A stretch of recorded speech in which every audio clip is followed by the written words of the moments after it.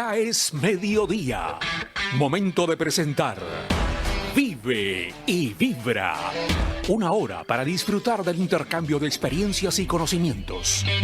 Vive y Vibra de manera saludable, armónica y creativa. A través de la plataforma virtual de la Asociación Nacional de Periodistas. Queda con ustedes en la conducción Gloria Pineda.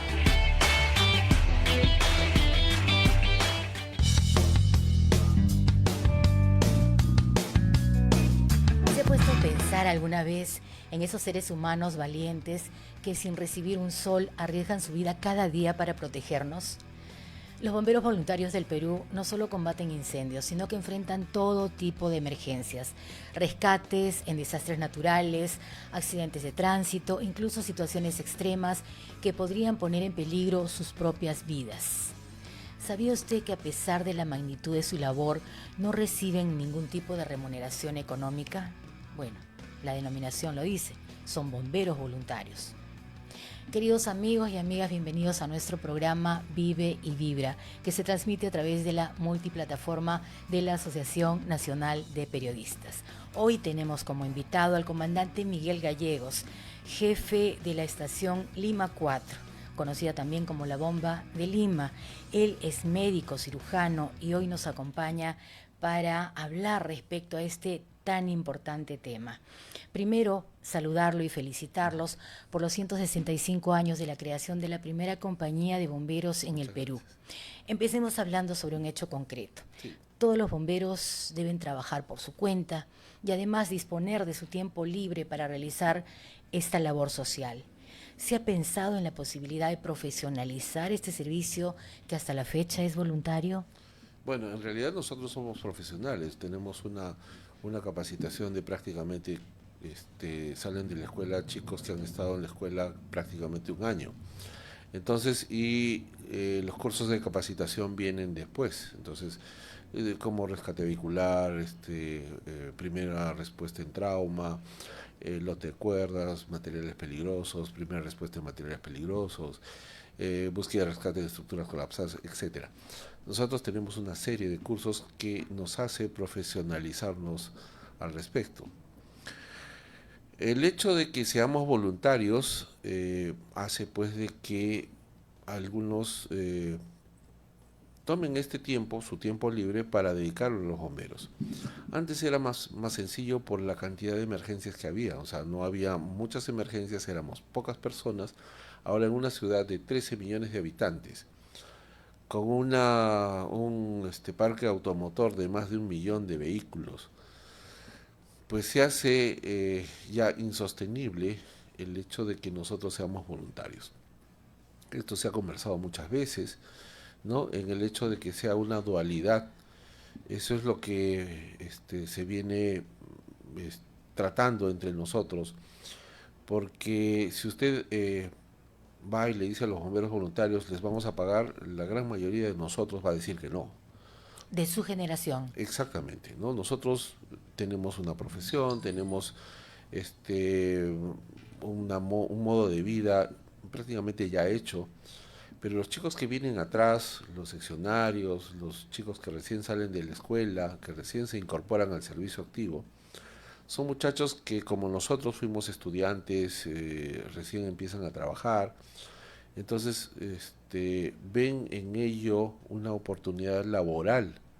Entonces un gran parte de los bomberos que se gradúan se van a trabajar a las minas, se van a trabajar al aeropuerto, donde haya una ocupación como bomberos. Pero, o sea, sacaron ello y se fueron y nunca más regresaron a la estación. Entonces tenemos ese problema de captación de personas, de personal que se dedique o que sea, que tenga la mística por delante y que vea pues de que los bomberos voluntarios hacemos un trabajo ad honorem, un trabajo profesional, bien hecho, porque nosotros dependen vidas y tenemos que salvar vidas, ¿no? Entonces tenemos que profesionalizarnos al respecto, tenemos que ser muchos más técnicos de lo que éramos antes. Antes simplemente ibas tú a un incendio y metías agua y se apagaba y ahora no es así. Entonces, ahora hay falta de recursos. Tenemos el agua no la tenemos a la vuelta de la esquina, o no tenemos un hidrante en la puerta del incendio. Entonces, lo que pasó ayer, nosotros hemos tenido falta de agua en los primeros minutos del incendio. Entonces, eh, esto va a conllevar que en algún momento de la vida institucional vamos a tener que ser duales, vamos a tener que eh, armar concursos y captar a esos bomberos y tener que ser bomberos pagos. De acuerdo. ¿Cuál ha sido el inicio de toda esta experiencia, comandante Gallegos? ¿Cómo es que usted llega al Cuerpo General de Bomberos Voluntarios? Hablaba usted que en la etapa juvenil, en la etapa de estudiantes, uno por lo general se siente emocionado, involucrado, pero esta vocación, ¿cómo nace en usted? Bueno, en la familia pues yo he tenido relación con bomberos porque el hijo de un vecino que era muy amigo de mi familia, él era teniente de los bomberos en Arequipa. Entonces yo he tenido relación con los bomberos desde muy chico. Entonces, es más, alguna vez eh, fuimos a un incendio en el almacén de cartones de Gloria. Creo que fue el 80, yo tendría, pues yo era chico, tendría Aún 10, sin 11. uniforme. No, yo tenía 11 años o 10 años. Ok. Entonces, eso marcó mucho mi vida, ¿no? Entonces, pues yo he tenido mucha relación con ello. Entonces, yo llego a la Bomba Lima cuando tenía 15 años, vi pasar el camión, me acerqué, el comandante von der Heyden me habló, conversamos, y no podía creerlo, me dijo, ya, pues, puedes venir. Entonces, y bueno, cuando terminó el colegio, hubo la postulación en Arequipa, yo fui a Arequipa y es ahí donde me presento y logro el ingreso al Cuerpo de Bomberos. ¿Cuántos años han pasado de eso? Poquitos, 37 años. Felicitaciones. Y durante todo ese tiempo usted ha sentido que en algún momento se quebraba esa voluntad, esa vocación, ese espíritu con el que llegó a ser comandante. No, no creo, porque nosotros, bueno, por lo menos yo he estado en la época álgida del terrorismo en Lima y en mi casa mi padre es médico, mi familia son médicos, entonces me tocó atender un atentado terrorista en la Avenida Arica y era mi primera experiencia con terrorismo, con pacientes en masa, entonces yo acababa de salir de la escuela, nunca había visto ello. Entonces hubo un policía que falleció en mis manos, o sea, para mí eso fue espantoso. Y yo juré nunca más que alguien se me iba a morir en las manos y yo tomé la decisión de estudiar medicina por ello. Entonces, y eso fue mucho, o sea, la vocación fue creciendo mucho más a partir de ese detalle, de ese momento. Comandante, ¿y en los últimos años se ha incrementado o ha disminuido el número de aspirantes? Bueno, en algunas estaciones han recibido mucha gente, pero de ese porcentaje elevado, por decir 50 o 100 efectivos que se presentaron y que se lograron graduar, con el paso de los años terminan quedándose solamente el 10%, o sea, de los 50 se quedan 5, se quedan 6. Es más, de un grupo de 10 solamente esperamos que se queden 2 o 3. Entonces, ¿y por qué? Porque obviamente los muchachos tienen prioridades, o sea, tienen que terminar la carrera, tienen que hacer su maestría, desde el punto de vista profesional se van del país y ok, y ahí terminan los bomberos voluntarios. Entonces, yo estaba fuera del país también, ¿no? Entonces, pero eso para mí fue muy... Yo estaba acostumbrado a vivir en la bomba, o sea, yo he estado en la guardia permanente casi 18 años. Entonces era pues algo que me faltaba, pero yo seguía con lo mío, yo estaba estudiando, estaba haciendo maestría afuera, pero siempre iba a la estación de bomberos que estaba cerca. Entonces es algo que sí nos llama, ¿no? Y no solamente cuando conversamos, cuando dialogamos en las personas que han salido, pues ha pasado lo mismo, o sea, hacían sus cosas, pero en la tarde, noche, se iban a la estación de bomberos, por lo menos a conversar, por lo menos estar ahí, ¿no? Entonces es algo que nace, que crece y que uno lo cultiva y que lamentablemente los chicos de esta generación, los últimos años, después de la pandemia, pues ha sido un tema que tenemos un poco de fallas, pero nosotros nos encargamos pues de conversar, de animar, la bomba es tu segunda casa, o sea, puedes venir acá, puedes tener acá tus cosas, o sea, puedes hacer tu trabajo. Entonces, tratamos de dar las comodidades que tú tienes en tu casa, como internet, como una sala de televisión, sala de música, quieres leer, tienes espacios. Entonces, generamos eso con las estaciones grandes. Hay estaciones muy pequeñitas. Por ejemplo, en Chaclacayo vivimos hacinados. Entonces, y eso es de vital importancia que nuestras autoridades ediles, nuestras autoridades locales, regionales, se pongan en los zapatos de los bomberos y que ayuden a sus estaciones de bomberos a crecer, porque eso va a significar que los bomberos, los chicos que están saliendo, se sientan cómodos, se sientan el atractivo de venir a la bomba a cubrir servicio y a dar y dar de su tiempo hacia la sociedad. ¿Cuál es la situación al interior del país? Bueno, Usted me habla de Chaclacayo, que sí. tiene dificultades, y me proyecto y pienso en las zonas altoandinas. Mire, yo he tenido la suerte de trabajar en las alturas del Cusco y he visitado algunas estaciones de bomberos en algunas provincias alejadas.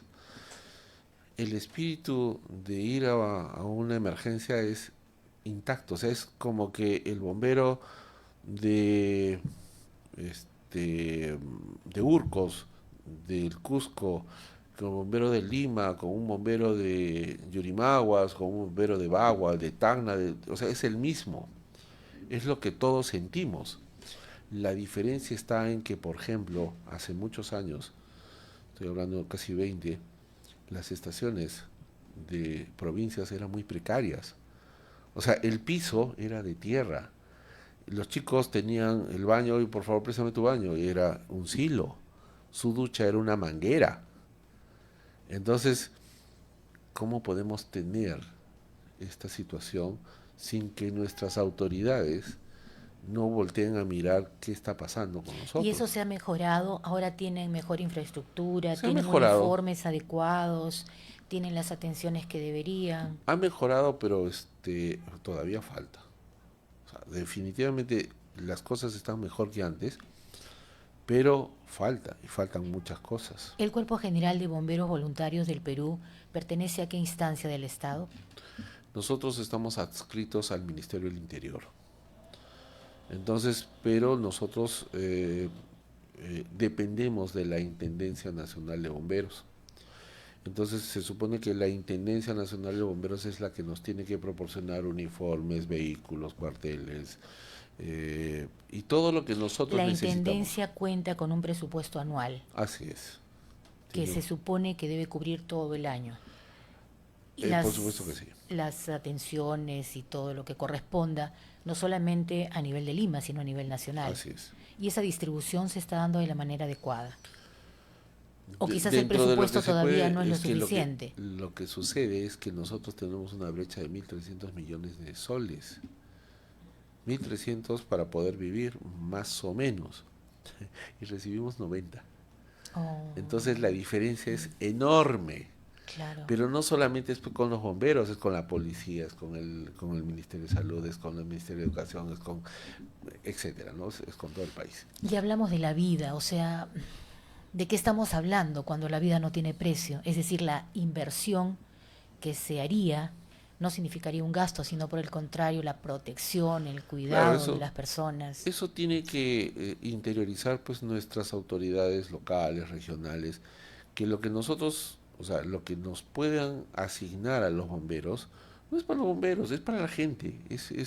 Si tenemos un camión, un mejor camión, Claro. O si una tenemos, escalera telescópica. exactamente, ¿no? Si tenemos mejor equipo, si tenemos un cuartel adecuado, no es para los bomberos, o sea, es cierto, vamos a estar ahí, pero eso va a mejorar ostensiblemente la atención hacia el público, definitivamente. Y el público a veces, el vecino, la comunidad en general, parece que no entendiera realmente el impacto del trabajo que tienen los bomberos. A ver. Cuando está pasando una bomba y los carros de adelante no se colocan al lado correspondiente para permitirles que libremente avancen, cuando compran juegos pirotécnicos y exageran en su uso, cuando quizás en la casa no se atiende a la cocina y esto genera un pequeño incendio, o quizás tenemos cosas acumuladas y esto también podría producir algún tipo de desgracia. ¿Qué nos pasa? ¿Qué nos falta para poder también desde nuestro lado apoyar y A ver, colaborar? la sociedad como tal, nuestros peruanos, nuestros hermanos peruanos, en la institución, ni siquiera la Iglesia Católica, en la institución que más creen es en el Cuerpo General de Bomberos Voluntarios del Perú, porque tenemos una credibilidad de casi el 95-96% a nivel nacional. ¿Y esa credibilidad se plasma en cosas prácticas? Mire, hay mucha gente que es muy solidaria.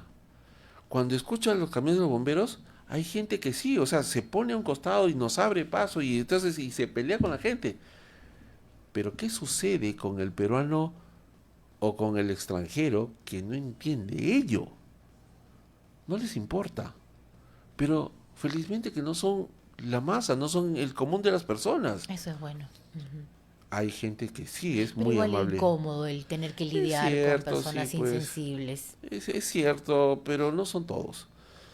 Mire, la solidaridad de nuestros peruanos no tiene precio. Nosotros hemos estado el año pasado en Cangallo, hemos estado prácticamente casi 38 días en un incendio. La gente venía y nos traía sanguchitos, agua, gaseosa, o sea, nos traía de todo. Entonces, ¿quién hace eso? ¿No? Familias enteras que venían con su cafecito, sírvase, por favor, gracias por esto, ¿no? Personas que traían tuppers de comida, por favor, o sea, coman, porque imagino que estamos mucho tiempo, muchas horas, y de verdad que estábamos muchas horas trabajando. Entonces, esa emergencia pues fue eh, que el corazón de los limeños se puso de pie y nos empezó a ayudar. Y no solamente en esa emergencia, o sea, es todo el tiempo. La emergencia del incendio de ayer venían y nos daban agua y nos daban refresco y si necesitan por favor algo avisen, nosotros mucha gente nos proporcionaba cosas. Qué bueno Sí, saberlo y más aún porque estamos en una condición de riesgo latente por por supuesto. este silencio sísmico de más de 300 años y hay una alta probabilidad de un movimiento telúrico en nuestro país. El Instituto Geofísico del Perú ha advertido que este terremoto sería de 8.8, quizás a más, y que va a afectar justamente la zona costera, la parte de la región central del país. Desde el Cuerpo General de Bomberos Voluntarios, ¿ustedes están tomando algunas medidas para reducir los efectos de esta posible catástrofe? ¿Tienen acercamiento con la A ver, población? nosotros nos hemos ido preparando desde el 2002. Se creó un grupo de rescate que es el grupo USAR Perú, donde hubo una conjunción de multidisciplinario, o sea, en el grupo tenemos ingenieros, tenemos arquitectos, tenemos técnicos de materiales peligrosos. eh, yo en algún momento he estado liderando la parte médica. Yo hice el curso porque a mí me parece algo muy interesante, pero nosotros somos un grupo pequeño. Somos 18.000 en lista de bomberos a nivel nacional, pero terminamos siendo 13.000. Y si usted ve nómina, y se lo digo, la Bomba Lima tiene 162 bomberos, de los cuales solamente 40 o 42 son efectivos. No cuento con el resto. Entonces, nosotros sí hemos tomado en cuenta ello, pero eh, la gente cree que nosotros estamos a la vuelta de la esquina, ¿no? Entonces, la desgracia que va a suceder, que de hecho que sí va a suceder en Lima, más o menos el porcentaje es de un bombero por cada 30.000 o 40.000 personas. Eso ¿Pero es qué me está imposible. diciendo? Es Qué imposible que bárbaro. nosotros podamos atender la emergencia que se nos va a venir. Probablemente tienen que tener en cuenta, uno, si los cuarteles están afectados o no. Los bomberos van a tener que primero ir a ver a verificar si su familia está, está bien. O sea, yo lo voy a hacer así. O sea, antes de venir a Claro. ayudar a la gente, yo primero tengo que ver si mi gente, si mis hijos, si mi esposa, si mi casa está bien. Y yo vivo en Chaclacayo. Entonces, imagínese subir, bajar, cómo van a estar las vías, cómo va a estar la gente. O sea, en la primera respuesta, en las primeras 20, 30, una hora, va a tener que ser la población, porque los sistemas de respuesta no nos vamos a dar abasto, no nos vamos a dar abasto. Entonces, ¿qué tenemos que hacer? Es simplemente prevención. Si hay un movimiento, todo el mundo tiene que salir, porque la cantidad de heridos y muertos que va a haber va a ser espantoso. Ojalá que los hospitales no colapsen. Nuestro hospital 2 de Mayo es un hospital antiguo. Claro. Es un hospital Ese es un antiguo, riesgo mayor. por supuesto. Entonces, ¿dónde vamos a llevar a la gente? ¿Dónde la gente va a ir por atención médica? Entonces, no solamente los grandes hospitales, o sea, tenemos postas, centros de salud, que esa es la idea de que la gran mayoría de gente que tenga lesiones menores vaya a cubrir, o sea, vaya a tratarse en esos. Ya, la pregunta del millón es, ¿van a haber profesionales dentro de la posta, dentro del que se queden esperando a los heridos? Entonces, lo que viene es algo fuerte, es algo muy serio. Acá no estamos hablando de una mochila de emergencia, No, no no, estamos no, hablando no, no. de tener, digamos, algunos elementos en casa para poder cuidarnos, pero esto es de un impacto realmente Muy grande. fuerte, sí, muy fuerte. Y Porque cada día que pasa nos acercamos más es cierto, a esta circunstancia. así es. ¿Qué hacemos, comandante? Bueno, rezar y esperar pues y prepararnos, porque si bien es cierto en la casa podemos tener nuestra mochila de emergencia, tenemos provisiones, Que no agua, va a durar lo suficiente no va a tampoco. Una durar, pues. mochila será pues 2, 3 días. Así es, El entonces, agua es lo que va a faltar. obviamente, entonces el desabastecimiento, Y si eso se suma, quizás que hayan incendios, brotes en diversos lugares, es los complicado. derrumbes. Entonces, imagínese, ¿Están si, trabajando de manera conjunta ustedes con las Fuerzas Armadas, INDECI, las fuerzas mire, policiales? nosotros sí tenemos un acercamiento, ahora se está volviendo a retomar el acercamiento en el grupo USAR con las Fuerzas Armadas, porque ellos son los que tienen la logística. O sea, la Fuerza Aérea tiene los aviones, entonces la Fuerza Aérea puede traer los grupos de respuesta que están a nivel nacional. Entonces, nosotros tenemos 6, 8 fuerzas de tarea a nivel nacional, en Arequipa, en Tacna, en Piura, ¿no? Entonces, y tenemos fuerzas de tarea que nos pueden venir a ayudar, pero el apoyo tiene que ser internacional. O sea, imagínese cuando se cayó el bus, un bus con pasajeros en el Cerro San Cristóbal, colapsaron Claro. el 2 de mayo, colapsaron Bravo Chico, colapsaron Loaiza, se colapsó con 30 o 40 pacientes. Acá más Entonces, o menos qué cantidad de gente se calcula que podría resultar afectada. son más de 100.000 personas, Ah, más de 100.000 personas que van a salir heridas y probablemente sean pues un porcentaje mucho mayor de fallecidos. Entonces, imagínese en una ciudad de 13 millones de habitantes. Los distritos que son los más peligrosos, que ya están mapeados, que ya tenemos un mapa de riesgo, que ya se sabe que es La Molina, que se sabe Villa que El es el Salvador. Villa El Salvador, que se sabe que es el centro de Lima, que es cercado de Lima, que es el RIMAG. Entonces, imagínese la devastación que va a haber si no tenemos una prevención. Ayer, en el incendio que hemos estado, la construcción que se ha quemado era una quinta, pero una quinta de adobe. Inflamable altamente. No tanto inflamable, sino que es un movimiento sísmico, va a tirar las paredes abajo y va a aplastar a las personas que estén ahí adentro. Pero esas casas son anchas, o sea, eso no le da ninguna seguridad. Ninguna seguridad, porque simplemente son bloques sobrepuestos.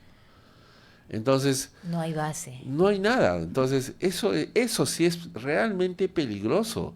Las construcciones de quincha y adobe que tenemos en Barrios Altos, en el centro de Lima, son construcciones que van a caerse y van a arrasar con todo. O sea, no va a respetar nada. Por eso tenemos que estar preparados. Entonces, las instituciones de primera respuesta, SAMU, bomberos, INDECI es el ente rector, no tiene entidades, o sea, no tiene rescatistas. INDECI es el ente rector.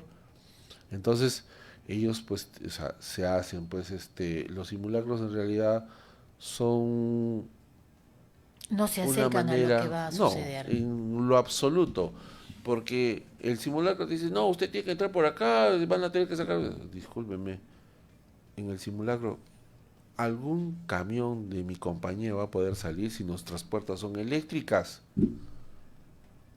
Nuestras puertas son eléctricas, la luz se va a ir, voy a poder sacar mis camiones. Entonces, hay otras estaciones que las puertas, bueno, las pueden abrir, pero va a haber estaciones que se les va a caer el techo, se les va a caer y los camiones van a estar inutilizados. Entonces van a haber estaciones, o sea, la estación, por ejemplo, la Roma 2, ya su cuartel ha sido remozado, ha sido armado nuevamente, pero ¿y las construcciones del costado? Cuando traten de salir todo va a estar en el piso. ¿Van a poder ayudar? ¿Van a poder sacar sus camiones? La Salvadora Lima 10, igual, en el centro de Lima, ¿va a poder salir? La bomba France que está en Girón Moquegua, ¿va a poder salir? Entonces, imagínese el impacto que va a pasar. Entonces, tenemos que estar un paso adelante. Nuestras autoridades tienen que entender ello. Que el apoyo a los bomberos, que los presupuestos que nos puedan dar, no es pues para nosotros, es para comprar equipo. Y ese equipo nos permite ubicar a las personas. Por ejemplo, la Roma recibió un presupuesto muy importante y compró equipos muy, o sea, de última generación. Por ejemplo, ellos tienen un sonar para captar víctimas dentro de los escombros. Hace un par de años hubo un derrumbe en la avenida Bancay y nos dijeron, no, ya no hay nadie. Y el día lunes apareció la familia, mi papá no está. Entonces, obviamente, echamos mano del grupo USAR, llevamos a los perros y usamos el sonar. Y con el sonar lo ubicamos. Y el perro, pues, es el que confirmó la presencia de la persona. La sacamos después o sea, el accidente fue sábado, la sacamos día martes. Entonces, imagínense si no hubiera esa tecnología. Nosotros ya echamos mano de la tecnología. Si no entramos, ha habido hace un mes un incendio en Girón Lucanas, en una quinta. Una desesperación de toda la gente porque toda esa zona tiene almacenes. Entonces, ya algunas compañías contamos con cámaras térmicas. Las paredes de quincha y adobe se siguen incendiando después, o sea, en la parte interior. Entonces, antes solamente era pues el tacto, pero ahora tenemos esos aparatos que nos permiten ver la temperatura, son cámaras infrarrojas. Entonces, acá está el incendio. Entonces, ¿qué hacemos? Metemos una lanza, que es una manguera, y lo apagamos. Y es mucho más sencillo. O sea, la tecnología funciona, por supuesto que sí, y nosotros echamos mano de ello para poder solucionar más rápido las emergencias. Algo más inmediato, comandante Gallegos. Estamos próximos a las fiestas navideñas y también se viene el Año Nuevo. Por lo general es una etapa en la que los incidentes se producen con una mayor magnitud, un mayor porcentaje que a lo largo del año. ¿Qué hacemos? ¿De qué forma prevenimos desde la parte de la ciudadanía y qué recomendaciones daría usted ya para cerrar esta conversación tan grata? Mire, ayer lo dije en las entrevistas que me hicieron en el incendio de La Victoria.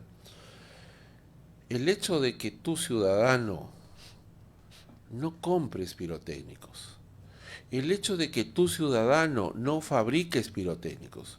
Yo he ido a muchas emergencias, muchas explosiones de fábricas clandestinas de pirotécnicos donde la gente se muere. O sea, es la explosión y terminan descuartizados. Tienen que pensar, tienen que pensar que el vecino puede tener una mascota, puede tener un adulto mayor, puede tener un niño con habilidades especiales y no les importa. Entonces, hay que apelar al sentido común de los ciudadanos. Por favor, o sea, piensen en que puede ser su familia que está afectada. Imagínense que su hija, que es especial, tenga su perrito y hay cuetones y el perrito sale disparado y lo atropellan. ¿Cómo puede quedar esa criatura? ¿Cómo queda esa familia? ¿Qué pasa si se le incendia el cuarto? Entonces, pensemos en ello, olvídense de los pirotécnicos, eso ya está prohibido por ley, está prohibido. Pero por favor, el peruano es más terco que una cabra. A lo largo de esa entrevista hemos podido conocer de cerca, un poco más de cerca, el incansable trabajo de los hombres y mujeres de rojo, a través de su historia, sus avances y los esfuerzos constantes para mejorar su capacidad de respuesta. Queda claro, amigos, que el Cuerpo General de Bomberos Voluntarios del Perú es una institución vital para la seguridad y bienestar de todos los ciudadanos. El servicio de estos valientes voluntarios que arriesgan su vida sin esperar nada a cambio es un recordatorio de la importancia de la solidaridad y el compromiso con el bienestar colectivo. Los bomberos voluntarios, amigos, no esperan reconocimientos, pero realmente lo merecen. Por su valentía, por su dedicación, tienen nuestro más profundo respeto y gratitud. Muchas gracias, comandante Gallegos, por su amable entrevista y por habernos acompañado en este programa, en esta edición de Vive y Vibra. Gracias, Gloria, muy amable por la invitación. Gracias. En un mundo donde la innovación está transformando todos los aspectos de nuestra vida, una de las áreas que aún enfrenta enormes desafíos es la de la inclusión de personas con discapacidad.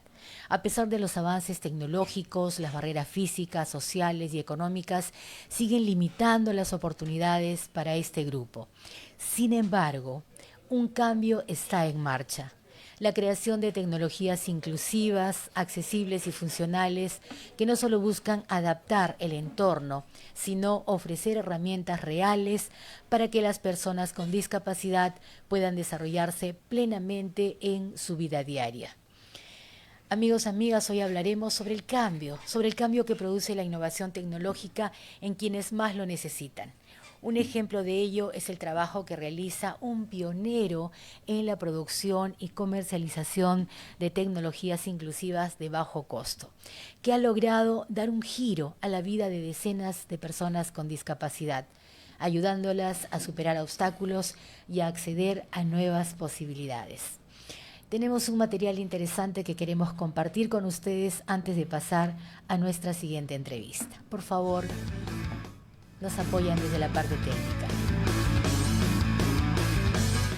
Hay gestos simples que para muchos lo son todo. Tomar un vaso con agua, saludar, volver a abrazar. En Hopnik creemos que poder hacerlo no debería ser un sueño imposible. Por eso, creamos prótesis biónicas y mecánicas que devuelven confianza, autonomía y movimiento a quienes han perdido una extremidad superior. Cada prótesis que fabricamos está hecha en Perú, combinando innovación, ingeniería y corazón. Si tú o alguien que conoces necesita una prótesis de mano o brazo, en Hopnik queremos acompañarte en ese camino. Contamos con distintos modelos de financiamiento y opciones accesibles. Incluso puedes obtener tu prótesis con una cuota inicial desde 900 soles. Escríbenos al WhatsApp +51 932 473 956 y agenda tu evaluación gratuita.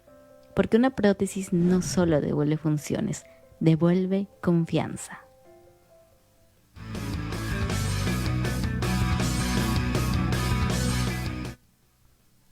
Ricardo Gerardo Rodríguez Torres es líder de un emprendimiento que produce prótesis biomecánicas a costo social para personas con discapacidad física. Y hoy está con nosotros. Bienvenido, Ricardo. Gracias por participar en nuestro programa Vive y Vibra. Muchas gracias a ti, Gloria, y muchas gracias también al espacio, porque para nosotros siempre es muy importante poder contar sobre lo que nosotros venimos haciendo, no solamente por el cherry de la empresa, sino también para poder seguir inspirando y motivando a que más peruanos nos sigamos sumando a ser agentes de cambio, y creo que estos espacios siempre son muy importantes para eso. Por eso, una vez más, muchas gracias por esta invitación. Estamos al servicio, ingeniero. Empecemos hablando sobre el desarrollo de soluciones innovadoras a precios accesibles. ¿Qué retos técnicos ha tenido que enfrentar para desarrollar estos productos? ¿Y cuál es la diferencia entre lo que usted produce con las prótesis tradicionales? Bien, para responder a lo primero, los retos técnicos es que siempre la tecnología va a demandar muchos costos por investigación, por pruebas, para ver principalmente que el usuario pueda usarlas adecuadamente. Y muchas veces nosotros estamos acostumbrados que en el Perú nosotros no creamos tecnología, sino que la compramos, la consumimos, ¿no? Entonces, ganar esa credibilidad ha sido un desafío bastante fuerte. Felizmente ya en todo este transcurrir que llevo ya de casi 13 años, eso ya se ha mitigado bastante. Y es más, hoy por hoy, uno de los desafíos más fuertes que era cómo es que el mismo país nos supervisa a nosotros para poder hacer prótesis, porque no había ni leyes ni decretos supremos que permitieran evaluar prótesis hechas en el país. Nosotros lo tuvimos que resolver hablando junto con INACAL y creando la primera mesa para crear la primera norma técnica para fabricación de prótesis en el país. Entonces, hasta ese nivel hemos tenido que llegar para poder superar los desafíos, pero me alegra decir que eso ya está encaminado, que ya el comité está en marcha, que ya el primer borrador de la norma técnica está hecho, y la comparación con las prótesis convencionales, primero y lo más importante son los costos. Ahora, los costos que están implicados ahí no tienen nada que ver con la calidad, porque muchas veces cuando decimos esto es más barato, automáticamente pensamos es que es una calidad menor, pero no se trata de eso. De lo que se trata es de que no hay tantos involucrados en la cadena, ¿no? Por ejemplo, las prótesis convencionales se fabrican en Alemania, en Finlandia, en Alemania, y el fabricante está ya haciendo la parte del terminal de la mano o haciendo la parte del terminal del control.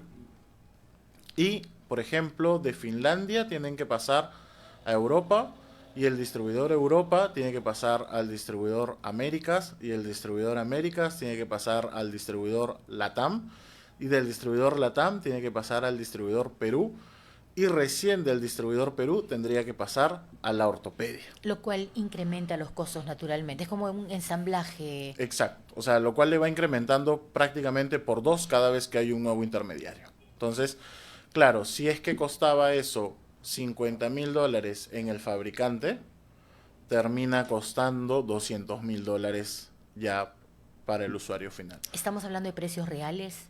Estamos hablando, esos ¿Esos son los montos reales ahora de una prótesis, por ejemplo, para amputación de hombro acá en Perú.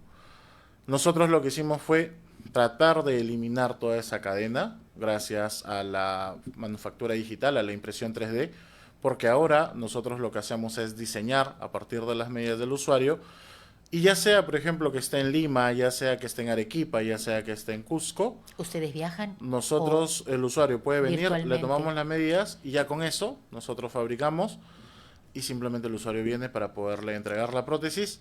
Y hoy por hoy estamos en un proyecto donde queremos llegar ya más bien hasta allá, pero ya no es necesario enviar el producto, solamente enviamos el archivo, ¿no? Como en formato PDF, por decirlo así, pero en versión 3D.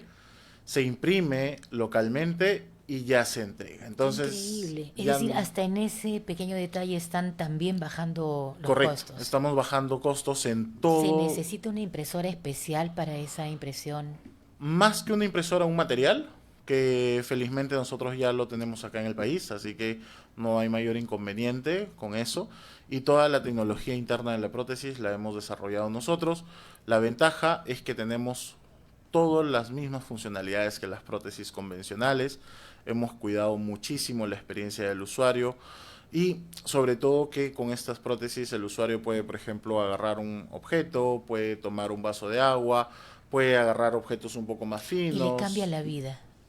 Es una transformación de vida increíble, tanto para niños, para adolescentes, para adultos, porque hay diferentes etapas, ¿no? Tenemos niños, por ejemplo, que por un tema congénito nacen con alguna diferencia anatómica y debido a esto ellos se adaptan a hacer las cosas, pero nosotros lo que hacemos es darles una herramienta para que ellos tengan una forma diferente de hacerlas. Tenemos adolescentes o preadolescentes que han sufrido algún accidente, sobre todo por temas de pirotecnia o descuidos domésticos que muchas veces también se dan, ¿no? Y que luego sienten esta frustración de no querer volver al colegio o no querer volver a los estudios porque que sienten las miradas, El que bullying. siempre las miradas, así no se diga nada, ¿no? Y eso es algo que quiero aprovechar también para comentar. No miremos extraño a una persona que tiene una diferencia anatómica porque yo siempre hago esta comparación de volvamos hacia los 90s cuando empezaron recién a salir los lentes y a una persona con lentes se le decía de muchas formas. Hoy por hoy los lentes es un accesorio ya naturalizado. Eso Y es lo hasta que, de lujo en muchos y casos. hasta de lujo en muchos casos, efectivamente. Eso es lo que nosotros buscamos en Hopnik. Naturalizar, darle humanidad a las prótesis y no generar estas miradas raras, sino generar estas miradas de, oye, qué buena prótesis que tienes y con eso qué puedes hacer. Entonces, cuando nosotros le entregamos una prótesis a un adolescente, no estamos dándole una prótesis, le estamos diciendo, oye, regresa a estudiar, oye, puedes reincorporarte socialmente, oye, hay Claro. personas que han logrado cosas gracias a las prótesis y ahora tú lo puedes lograr, así que no te detengas ahorita, ¿no? Entonces, ese es el mensaje que nosotros damos, humanizar la tecnología y devolver dignidad, porque muchas veces la dignidad de la persona es la que se ve más socavada, la que más deteriorada se ve, porque nosotros como sociedad todavía no estamos listos. Entonces, nosotros no solamente le estamos devolviendo humanidad a la persona, humanizando la tecnología, sino que estamos humanizando a la sociedad, haciendo que esta herramienta que antes era tan inalcanzable, ahora sea accesible. Ahora, sí hemos bajado los costos, pero aún así sabemos, por ejemplo, que para una maestra $3,000, $9,000 es un costo que, ok, es más pensable, es más imaginable, mucho más cercano que $200,000, pero sabemos que no es un monto que tiene de bolsillo. ¿Qué hace una maestra que gana realmente un sueldo que le va a alcanzar con las justas para el mes, pero que Exacto. al mismo tiempo necesita contar con este implemento? Y se vuelve un círculo vicioso, ¿no? Porque muchas veces con una tecnología costosa o con una tecnología cara, tú decides entre comer o la tecnología. Pero si no tienes la Definitivamente. tecnología, probablemente por falta de concientización la despidan y se queda más bien sin ingresos. Entonces, es una frustración increíble y lo que nosotros hemos hecho es crear un programa de financiamiento para que con 900 soles esa maestra, quizás juntando 2 meses de sueldo, venga y diga, acá está mi inicial. Y a partir de ese momento, 24 meses para poder pagar el resto de la prótesis, pero la prótesis se la entregamos en 35 días. Ay, qué maravilla. Entonces, le damos la herramienta, con esa herramienta ella puede seguir trabajando, seguir generando ingresos, y esos mismos ingresos le pueden seguir ayudando para financiar su dispositivo. Hoy por hoy estamos trabajando con diferentes aliados y estamos viendo cómo podemos expandir aún más este modelo, ver cómo podemos crear aún más rutas de acceso, ver cómo podemos llegar, por ejemplo, a las personas de muy escasos o de extrema pobreza, porque también es algo que a nosotros nos interesa, ¿no? Quizás contando con sponsors, de repente Probablemente contando con alguna sponsors.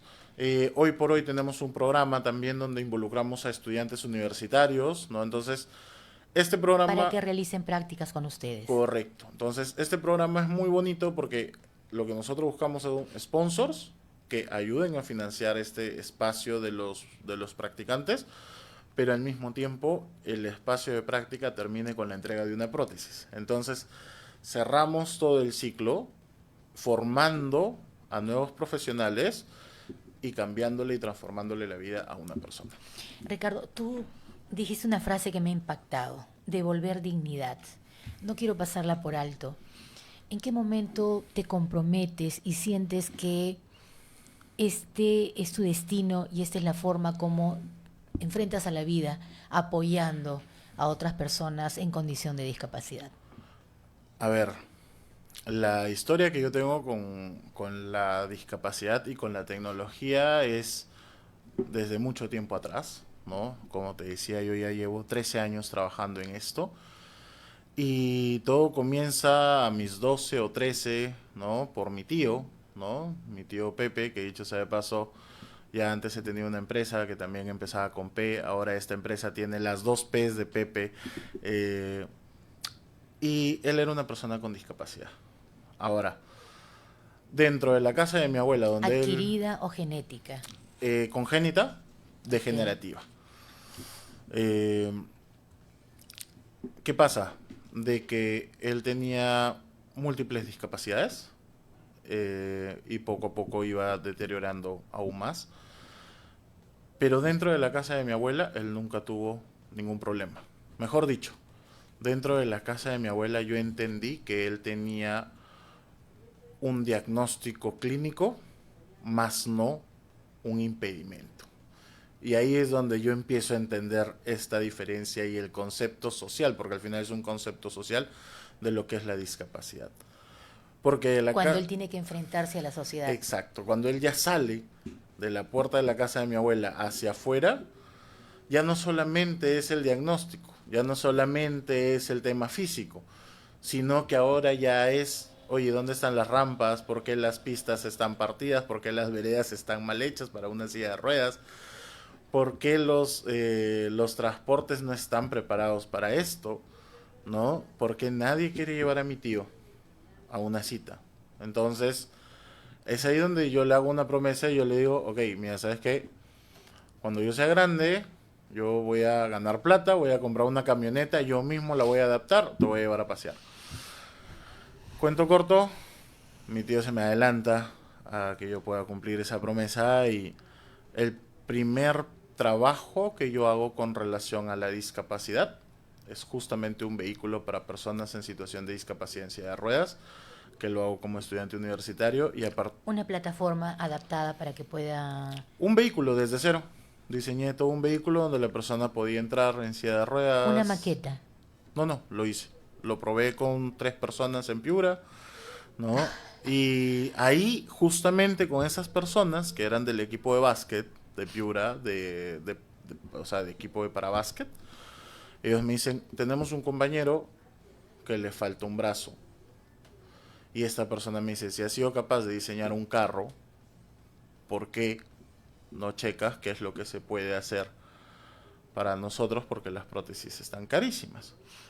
Y es en ese momento que yo conecto con este propósito de hacer tecnologías asistivas, veo quiénes están haciendo esto en el mundo, llego a un post del New York Times al nombre de un señor que era el primero que estaba haciendo este tema de prótesis 3D, y tuve la suerte de que si bien era una persona de Estados Unidos, pero que era chileno, entonces el idioma no iba a ser una barrera. Empezamos a contactarnos y desde ahí es que comienza todo, ¿no? Y ¿fue como un mentor? ¿Te sirvió como para fue como guía? un sparring, más que un mentor, porque hicimos algo muy rápido, ¿no? Pero me ayudó para gatillar a un diseño rápido de soluciones y a partir de ahí se comenzó con todo este propósito, primero con mi primera empresa y ahora con Hopnik. Y con Hopnik la ventaja es que ahora, con mi socio en Hopnik, tenemos una visión de que sea mucho más masivo, de que el impacto pueda llegar a muchas más personas, ¿no? Antes yo tenía la visión únicamente de crear tecnología. Ahora en Hopnik tenemos esta visión de crear tecnología y al mismo tiempo crear acceso. Entonces, Yo creo que ahí es Claro, donde ahí le engrana suma. para sumar verdaderamente a un propósito transformador. Y están en ese camino, lo están logrando. ¿Qué les está faltando? ¿Cuál es el aporte de todas estas nuevas formas que felizmente se están dando para poder llegar hacia este camino tan grande que ustedes están pensando abrir? Ahora, felizmente, las personas pueden llegar a nosotros por cualquier medio digital, ya nos están conociendo más, los médicos también ya nos conocen, algunos médicos de rehabilitación también ya nos están recomendando y aprovecho el espacio para, si es que algún médico de rehabilitación o algún médico traumatólogo desea conocer más sobre nuestra tecnología, nosotros estamos sumamente abiertos a conversar. ¿Por qué? Porque una de las cosas que nos hemos dado cuenta es que a veces el desconocimiento es lo que hace que, por ejemplo, una decisión médica sea más difícil que otra. Entonces, nosotros invitamos mucho a los médicos a que conozcan esta tecnología y que, por ejemplo, si un usuario, en lugar de tener que hacerlo pasar a un paciente, hablando ya en términos clínicos, de hacerlo pasar por 37 intervenciones quirúrgicas, oye, podemos conversar y hacer una junta, ¿no? Desde el punto de vista de rehabilitación, desde el punto de vista traumatólogo y desde el punto de vista protésico, hacer una junta y de que ese paciente solamente tenga 2 intervenciones y no tenga que estar tan trajinado hablando a nivel de operaciones, ¿no?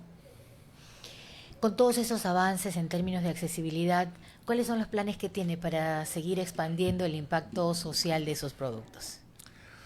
Lo primero, y me encanta que sea acá, justamente en este espacio, estamos próximos ya al 2026 y una de las primeras cosas que nosotros estamos mapeando para el 2026 es poder hacer como sesiones itinerantes en diferentes ciudades para tomas de medidas para los usuarios que estén interesados. Así que aprovecho el espacio y si nos están viendo quizás desde Arequipa, desde Piura, desde Cusco, desde Puno, que son muchas de las ciudades que ya nos han escrito y que conocen a alguien o que necesitan una prótesis, nos escriban directamente para que los podamos registrar porque una de las cosas que nosotros estamos diciendo es, ok, esta es la cantidad de usuarios a partir de la cual nosotros vamos a hacer, digamos, una participación itinerante en estas ciudades para llegar nosotros al usuario y no el usuario tenga que estar llegando necesariamente al límite. Cada una de las prótesis es hecha a la medida. Es hecha la Cada medida. usuario tiene el material que necesita.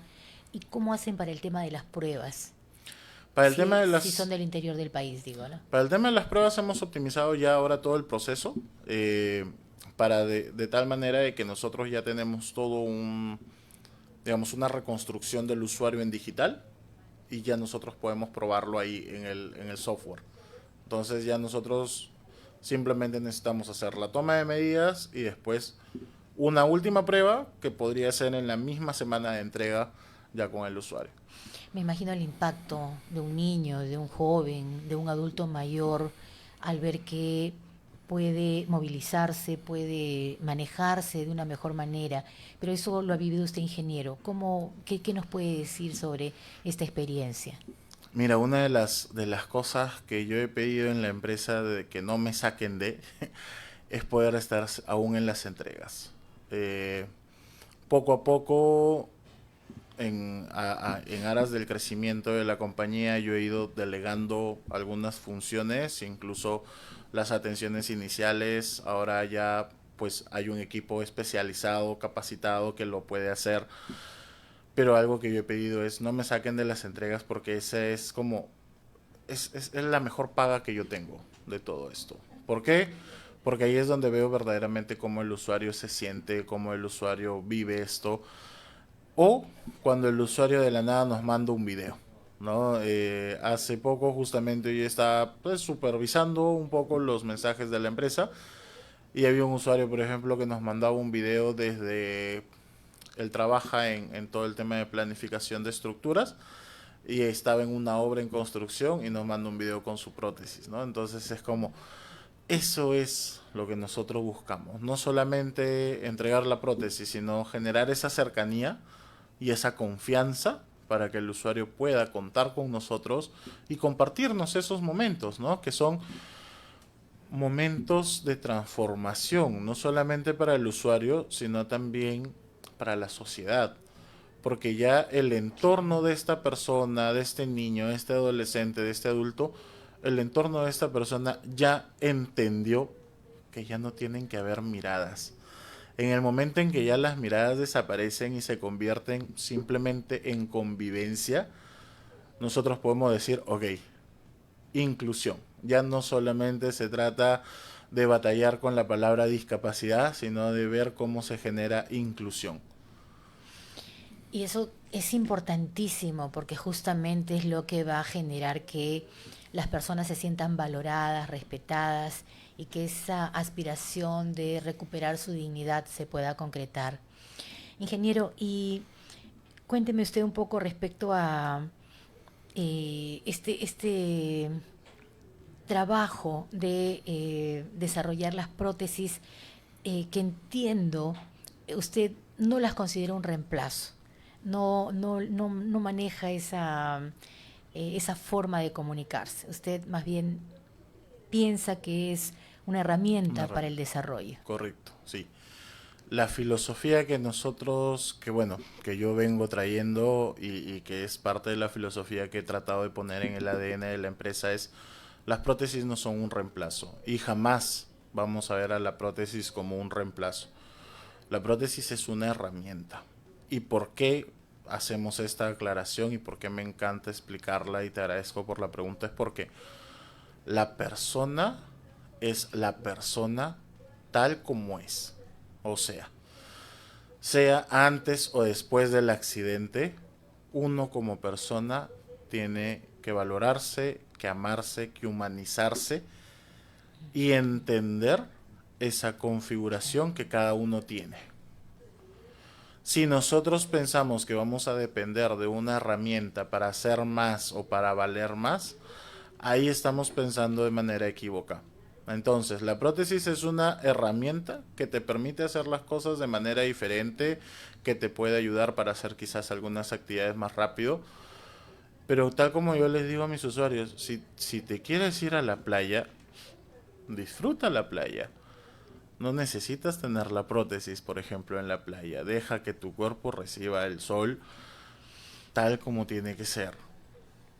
Si tienes, que hacer una actividad y necesitas tener un soporte para hacerlo, usa la prótesis, ¿no? Pero si tú quieres estar relajado en tu casa sin necesidad de estar haciendo alguna actividad, también aprende a relajarte sin necesidad de tener la prótesis. Es entender cómo nos humanizamos y cómo podemos humanizar justamente la tecnología para no depender necesariamente de ella. Ya todo esto, ¿cuál es el rol del Estado? ¿De qué manera intervienen las entidades públicas? ¿Colaboran con ustedes? ¿Los apoyan? Hoy por hoy quiero hacer un agradecimiento muy especial a una de las entidades que ha estado ahí, quizás pues entendiendo un poco desde el rol Estado que hay muchos pasos que dar y quizás la celeridad no es como el principal característica, pero agradecer mucho a INACAL por sumarse a poder hacer esta norma técnica y dejar algo por sentado, ¿no? Y de la misma manera invitar, ¿no? Invitar a MINSA, invitar a CONADIS, invitar a la SOMAPET, invitar a las distintas organizaciones, invitar al COSALE, ¿por qué no? ¿No? O al CIS, o a Salud, que conozcan de nuestra tecnología. ¿Por qué? En una de estas instituciones, para no ser específico, pero en una de estas que ya mencioné, nos comentaban que, por ejemplo, para el tema de prótesis se necesitaban hacer licitaciones, dado los altos montos que estas prótesis convencionales tienen, ¿no? Entonces, se hacen las licitaciones y por lo general se presentan 3 postores donde la diferencia a lo mucho es de $100-150 entre cada uno.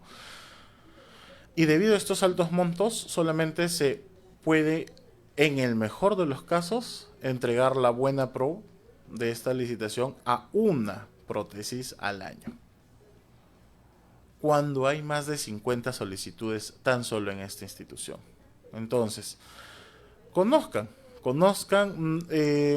Algún día en una entrevista de un compañero escuché, no necesariamente saber qué es lo que ellos nos pueden dar, sino que los invitamos a que ellos sepan lo que nosotros les podemos dar a ellos. Ustedes tienen 13 años de... Como Hopnik tenemos 2 años, pero yo ya tengo 13 años de trayectoria en todo. Y durante esos 13 años no se ha acercado a nadie del Estado para decirles: aquí estamos nosotros, nos interesa el proyecto que ustedes tienen, queremos trabajar para, no sé si masificar, pero por lo menos incrementar la cantidad de prótesis que se están creando? Han habido acercamientos, pero vamos, hay que ser realistas, la realidad política tan variante ha hecho que muchos de estos acercamientos se tengan que estar reiniciando o anulando, ¿no? Hay que tener en cuenta que estos 13 años han caído justo dentro de este último periodo de 10 años, ¿no? Con tantos cambios. Claro. Entonces eso ha hecho que hayan muchas cosas que se hayan quedado atrás. Pero una vez más, agradezco a estas instituciones constantes, ¿no? Como INACAL. Hoy, por ejemplo, el ejército a través del ICTE y a través del SICTE también es un apoyo y una alianza interesante, al menos por espacios, donde nosotros también contamos en una alianza con ellos, ¿no? Y como te digo, invitar a diferentes representantes de Estado a que conozcan, ¿no? No necesariamente a que nos den, sino a que conozcan, para que sepan que nosotros somos una opción. Y no que seamos, no por ser una opción peruana, sino por ser una opción que tiene las mismas funcionalidades que las prótesis convencionales, que tiene la misma resistencia, un poquito más de cautela en los materiales, porque nosotros usamos plásticos que no son nocivos o que no les van a generar irritaciones al usuario, y además que el mantenimiento y todas las posibles cosas que puedan pasar la prótesis a lo largo de todo el tiempo, porque hay que tener en cuenta que una prótesis muchas veces es para toda la vida en caso de adultos. Tenemos a Hopnik acá para poder hacer o renovaciones o reparaciones, y no es necesario estar yendo hacia afuera. El diseño y la fabricación de prótesis, dispositivos y soluciones accesibles pensadas específicamente para las necesidades de quienes enfrentan diversas barreras está demostrándonos que la tecnología puede ser la clave para abrir nuevas oportunidades, aumentar la autonomía y mejorar la calidad de vida de miles de personas en condición de discapacidad. Y aun cuando el camino hacia una sociedad verdaderamente inclusiva es largo, el trabajo de personas tan valiosas como el ingeniero Ricardo Rodríguez y su equipo es un ejemplo de cómo un emprendimiento social puede cambiar la vida de muchas personas. Ingeniero Rodríguez, muchísimas gracias por compartir con nosotros su visión, sus aprendizajes y su inspiradora historia. Sin duda, su trabajo nos invita también a reflexionar sobre la necesidad de contribuir a un mundo más accesible para todos. Muchas gracias a ti, Gloria, y muchas gracias nuevamente por este espacio. Sinceramente, poder dejar este mensaje de humanizar y devolver dignidad es lo más importante para nosotros. Muchas gracias. Gracias. Y de esta manera, queridos amigos, llegamos al final de nuestro programa Vive y Vibra, deseando de todo corazón que el 2026 sea un año de nuevos comienzos, esperanza renovada y grandes logros. Felices fiestas, y que la magia de la Navidad y la energía del Año Nuevo nos sigan guiando siempre hacia un Perú mejor. Tengan todos ustedes muy buenas tardes.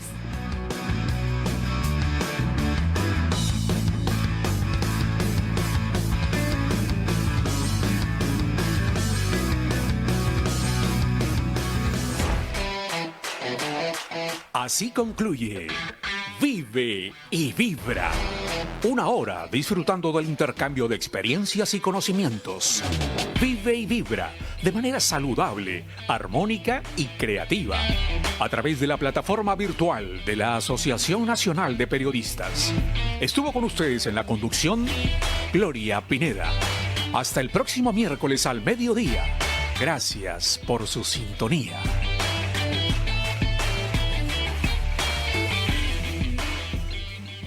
APP Radio, la voz vibrante del Perú.